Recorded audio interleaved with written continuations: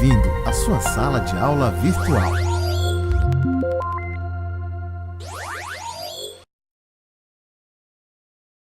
Então a gente vai ver agora, nesse nosso módulo, a parte física, né?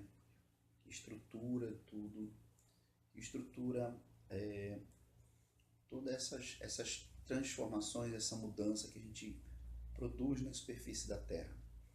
Então a gente vai ver que, para a gente entender como funciona, por exemplo, os processos de exploração mineral, os processos de ocupação humana, a gente precisa entender e compreender bem legal como é que os mecanismos ou como a dinâmica da superfície da Terra funciona.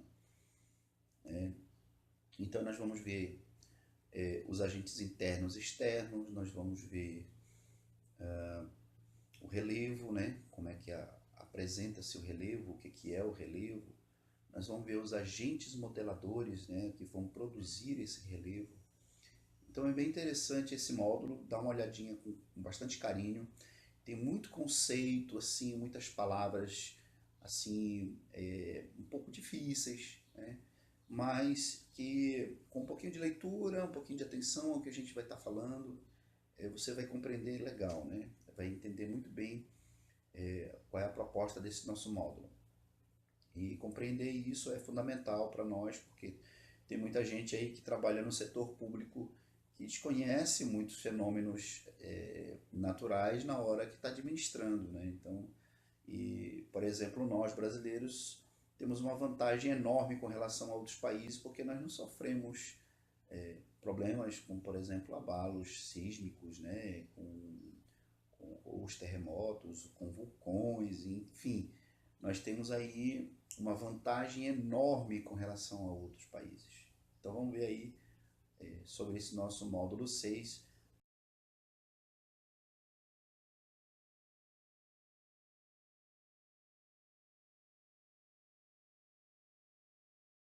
Muito bem, pessoal. Módulo 6, estrutura da Terra. Nós veremos rochas e minerais, o ciclo das rochas, o relevo, tipos de relevo, né? Os agentes modeladores do relevo. Então, nesse módulo, nós vamos trabalhar a parte física, né? A parte fisiográfica, a estrutura geológica do planeta Terra e como é que essa estrutura geológica pode influenciar no nosso país, né? Na composição geológica do Brasil. Então, vamos lá. Vamos seguir em frente. Vamos falar inicialmente então sobre as rochas. E a perguntinha aqui não quer calar: o que são as rochas? São as rochas que formam a litosfera, né? Que é essa parte sólida que nós temos contato. Então as rochas são os resultados da solidificação dos minerais, que acontecem pela temperatura e pressão. As rochas podem ser, de acordo com a sua origem ou formação, magmáticas ou ígneas, né? O próprio nome já diz, vem do magma. As metamórficas, o próprio nome também diz, vem de metamorfismo, né? De transformação. Só lembrar aí do processo que a borboleta passa, né? Que ela sai da condição de lagarta e aí ela produz um casulo, depois desse casulo ela se transforma em borboleta. Então a mesma coisa são as rochas. Essas rochas metamórficas são rochas que se transformam também pela temperatura e pressão. E por último, o terceiro grupo, que são das rochas sedimentares, que também tem esse nome justamente porque elas são formadas dos sedimentos de outras rochas. Vamos ver com detalhes então cada uma delas. O primeiro grupo são as rochas magmáticas ou ígneas, que são rochas formadas da solidificação do magma. Lembra que a gente falou, o magma, aquele material que vem do interior dos vulcões, né? Que fica no interior do planeta e chega até a superfície através dos vulcões. Elas podem ser intrusivas quando elas passam pelo processo de solidificação no interior da Terra, como é o exemplo do granito, uma rocha muito utilizada na construção civil, né? Onde você vê pisos, pias, mesas, enfim. E as rochas magmáticas extrusivas que solidificam na superfície da Terra, como é o exemplo do basalto. O basalto, por exemplo, vocês vão ver ele muito presente na região sul do país, onde houve uma grande ocorrência de vulcões, né? E aí, porque eles já foram erodidos, essas rochas já passaram por um processo de erosão, você tem a formação do solo de terra roxa no sul do país. Por isso aí o pessoal do sul às vezes é apelidado de pé vermelho, né? Porque realmente quando eles lidam com a terra, quando eles pisam nesse solo, ele tem uma cor avermelhada e ele realmente tinge o pé de vermelho, né? Ele suja de vermelho. Por isso é chamado de pé vermelho. Então aí são as rochas magmáticas ou ígneas.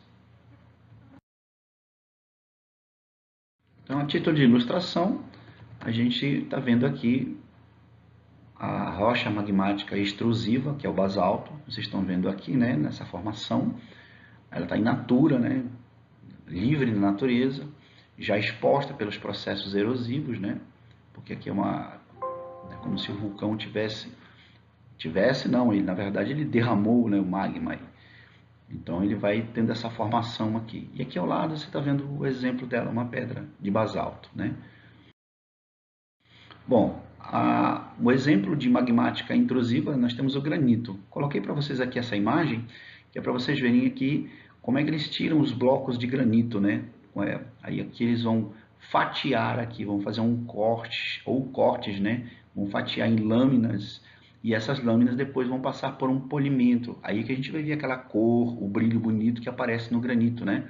Como a gente pode ver aqui na rocha de granito aqui quebrada ao lado, vocês vão ver essas pintinhas, né, o desenho que ela vai formar. Então ela tem uma infinidade de cores, de pinturas, né, vai depender do material mineral, mas basicamente ela é uma rocha magmática.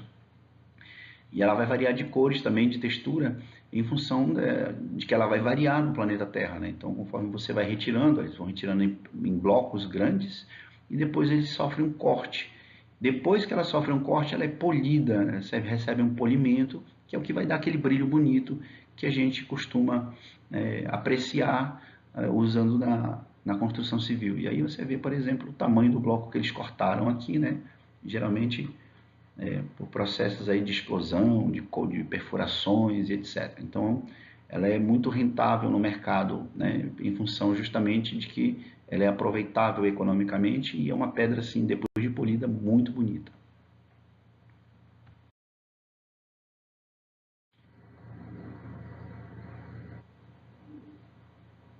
E aqui nós estamos vendo os vulcões, né? Como é que esses vulcões funcionam? Nem sempre esses vulcões eles são cônicos, né? Aí como vocês podem ver aqui na imagem. Então ela vai expelindo esse material, ela vai jogando sobre a superfície e aí ela vai solidificando. Ao solidificar, ela dá origem à rocha magmática. Quando ela congela, perdão, quando ela solidifica no interior da Terra, é intrusiva. Quando ela solidifica no exterior, ela é extrusiva, ok?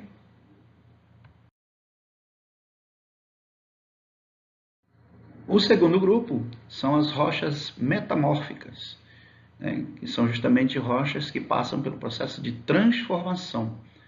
Por quê? Porque ela altera a estrutura química e física da rocha. Justamente porque, ao ela ser comprimida no interior da Terra e as altas temperaturas vão fazer com que os materiais minerais que estão ali presentes se transformem. É o exemplo do caulim, que é uma rocha calcária, que ela se transforma em mármore, que é uma rocha inclusive mais dura, né, que é muito utilizada também na construção civil. Os gregos usavam muito, né, nas construções, né, nas suntuosas construções da Grécia. Roma também. Então, ou ainda, outro exemplo, o carvão mineral, que ele se transforma em diamante. É claro que isso aí, esse processo de alteração, de transformação, ela ocorre há alguns milhões de anos, ela não é simples. É como você vai fazer um bolo e aí você pega os vários ingredientes e põe no forno, e aí leva um tempo para que esse material todo altere quimicamente, e aí você não tem mais os materiais, né, que você separou ali, como o leite, o trigo, a manteiga, o sal, o fermento, enfim. Então esses materiais todos vão se transformar numa outra coisa. É o que acontece com as rochas metamórficas.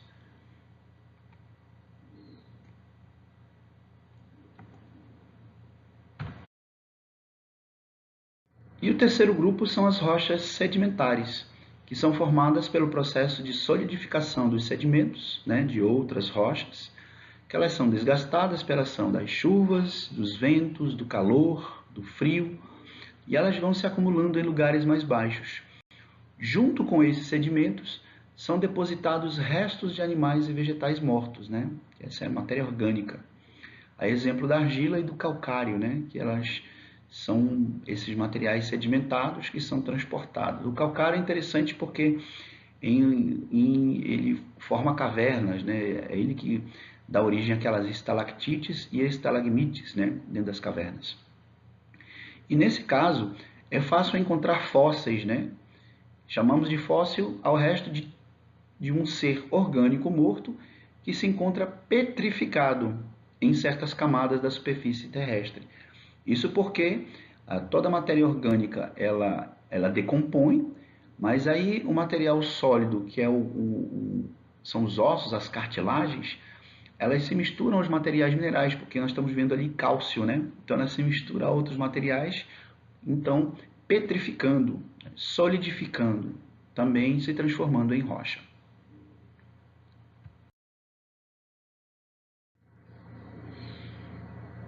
Então, aqui a título de exemplo, nós temos uma rocha de calcário, e o local aqui, por exemplo, onde você faz a exploração dela. O calcário pode ser utilizado para diversos fins, né? O cal é usado, por exemplo, na construção civil, ao misturar com a tinta para pintar, né?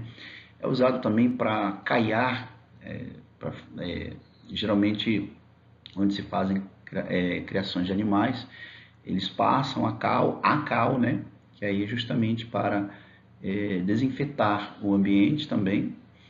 E ela é muito utilizada também na construção civil,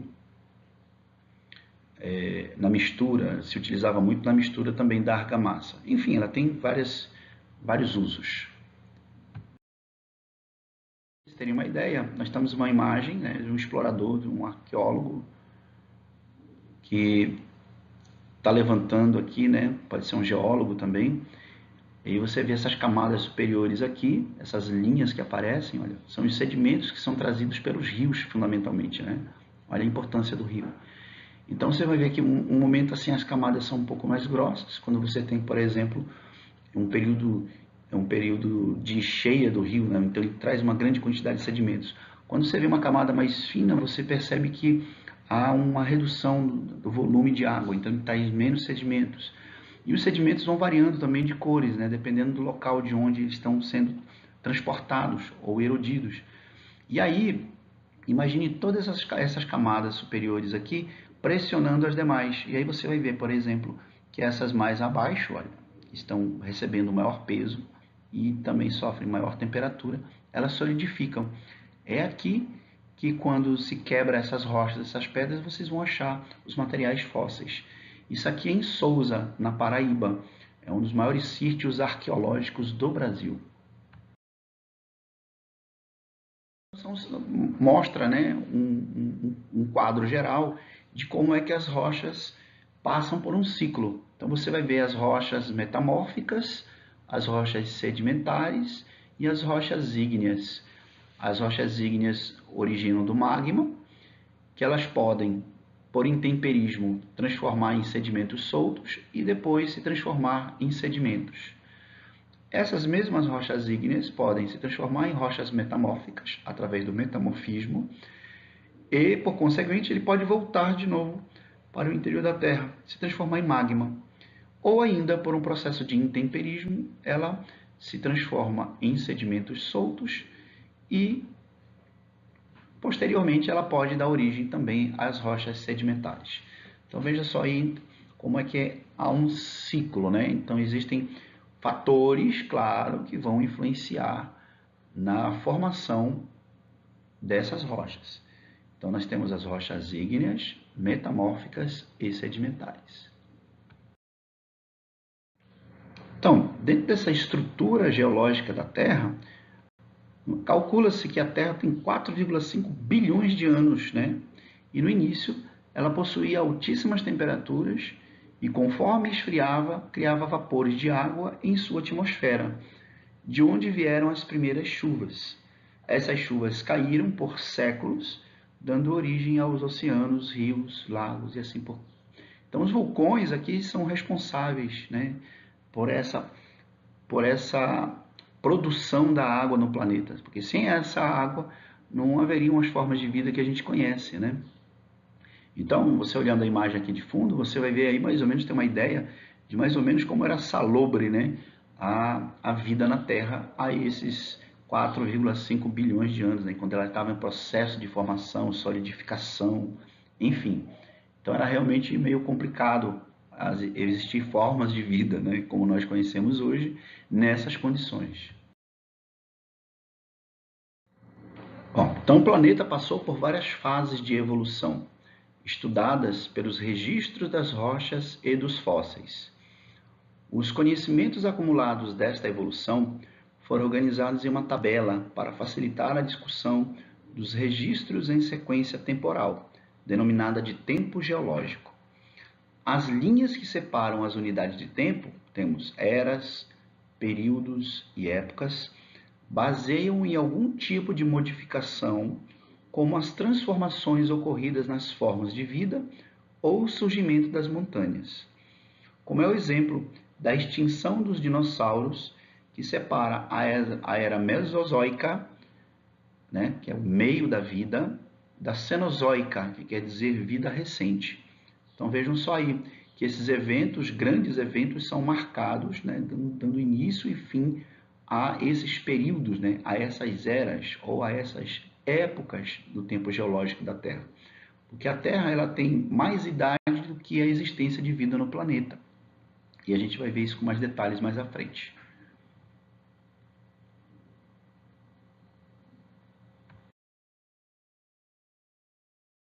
Então nós temos a tabela, né, o tempo geológico. Você vai ter as eras, que são essas. Você vai ter os períodos. E você vai ter então mais ou menos os anos decorridos desse período. E aqui os eventos que marcaram cada um deles. E aí vocês vão ver, por exemplo, a fase mais primitiva, chamada de pré-cambriana, né? A paleozoica ou primitiva, a mesozoica ou secundária, né? E a cenozoica, que é a mais recente. E aí vocês vão ver, por exemplo, que a cenozoica ela vai subdividir em períodos, como é o caso do terciário e o quaternário, que é o momento que nós estamos vivendo agora, né? A era cenozoica do período quaternário. Tem mais ou menos, o evento tem mais ou menos 1 milhão de anos, né? Então aí vocês vão ver que nós somos bem recentes, porque nós vamos aparecer justamente aqui nesse momento. Bem recente para a idade da Terra, né? Mas para nós isso aí existe um tempo bem prolongado. Então vocês vão ver que em cada uma delas há eventos especiais. Então dê uma lidinha aí, verifiquem no livro de vocês, né, como é que é esse tempo geológico e quais foram os principais eventos, né, geológicos do nosso planeta.